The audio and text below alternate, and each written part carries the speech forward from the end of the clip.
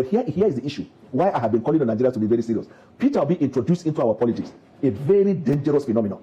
Let me tell you, he's building a movement that will be no far different from bandits. Now, the question is, how do we even get to this? So here's what happened. A few days ago, Bwala said something about Peter Obi, and according to a lot of people, it wasn't nice at all. Coming from the special advisor to the president, I mean, that is a big deal.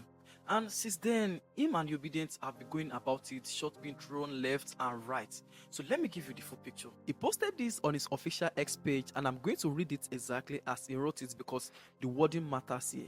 He said, "There is a silent political civil war going on in the Obidient camp. The realization that it is not a political movement but a hate, vitriol and unpatriotic movement. They hate the country they want to govern. You only need to hear them discrediting Nigeria. Nigerians and Nigerian leaders, their members are beginning to see through the lens. They are abandoning the so-called movement Gbajue. That was the genesis of the fight. But the Obidient did not sit down for that one. They came for him, they came for the president, even made an obituary style picture for him, just to show you that this one is a serious fight. But that's not all. Now, during a program on TVC, Bwala was asked why he keeps going after Peter Obi, and he gave a bunch of reasons. He criticized Obi and his supporters, and then said something that really sent us off. He said the movement Peter Obi is building isn't far from bandits. Listen to this. Mr. Daniel Bwala, some observers have noticed that, you become particularly animated whenever the conversation turns to Peter Obi and who is the NDC presidential candidate. Now, does that reflect an assessment that he's President Bola Tinubu's principal challenger in 2027? I wouldn't say, even though I believe that if he gets to the election, he might get more vote than Atiku.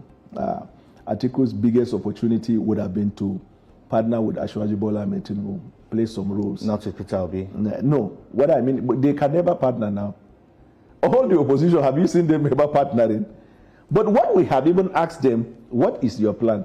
You people have been asking them, have you had any of them has a plan? Let me address. Maybe it's not yet time to unveil their manifesto. No. Every day if you criticize government policy, offer alternative.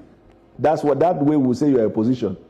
Now look at it from Peter Obi. So what's your let me use the word now, obsession? With Peter Obi. Yes, attacking Peter Obi. No, I don't. Not. I call out his obsession for calling out Peter Obi. So every time his people are the first to talk, the media houses will ask us to react. But you see, the narrative peddled by media, it's as if we wake up from sleep and we are looking for Peter Obi. Peter Obi is inconsequential. If not because the way politics in Nigeria is played, anybody, even Showore say he wants to be president. So wherever the presidential candidates are gathered, he will be there.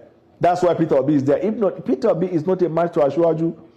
All the governors that have governed in Lagos have all done better than Peter Obi. So Peter Obi is not a match. But here is the issue. Why I have been calling on Nigeria to be very serious. Peter Obi introduced into our politics a very dangerous phenomenon. Let me tell you, he's building a movement that will be no far different from bandits. The people who call themselves Obidient.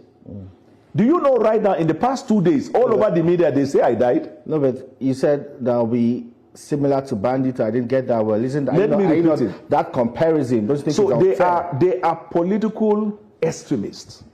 Maybe that's better. And I will give you one example. One of them only met with Sheyi Tinubu.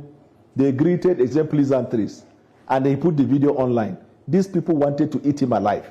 When he called their bluff, Peter Obi flew from Lagos and went and met him. Do you know, these people were online abusing him more.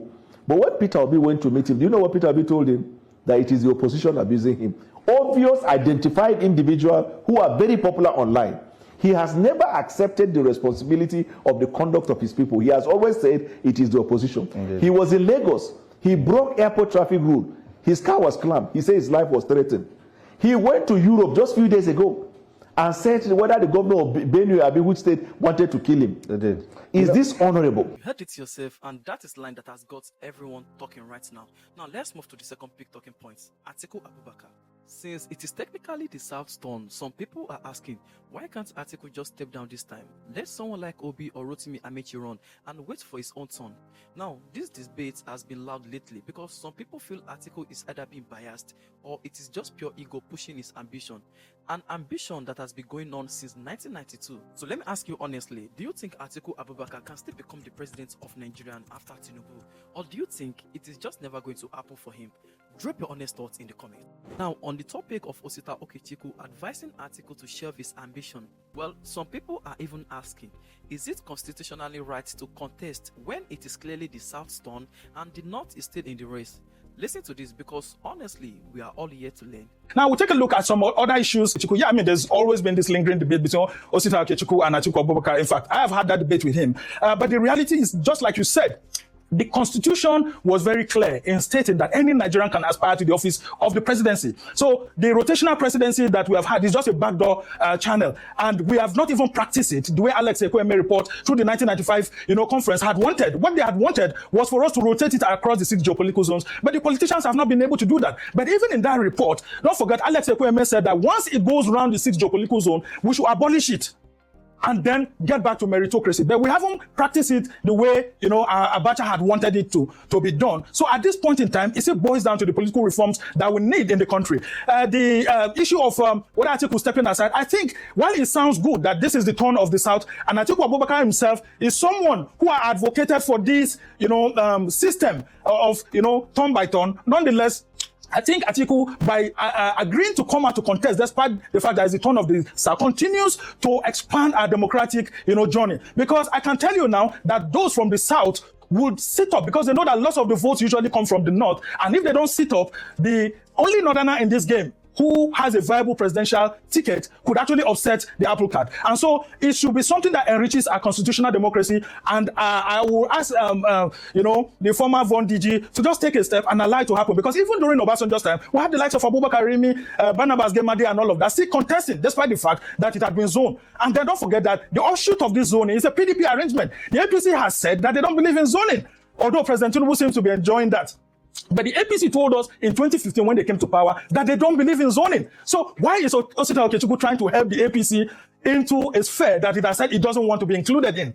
But for the geopolitics of Nigeria, it sounds good, it looks good, it helps to stabilize. But we must get out of this at some point. Meritocracy must continue to drive our conversations because this issue of turn-by-turn zoning is making our politicians to be lazy. Honestly, I couldn't agree more with some of what was said there because this whole zoning turn-by-turn system, it is making our politicians lazy if I'm being real here because a lot of them are just sitting back thinking 2031 is coming, I will wait for my turn. Which brings me back to the question I asked earlier. Do you think Atiku Abubakar will ever be the president of this country? Because deep down, that seems to be exactly what he's patiently waiting for. If he doesn't win the next election, maybe the one after that. And speaking of long-term plans, you will remember what Professor Odikalu said that President Tinubu isn't doing all this just to serve 8 years.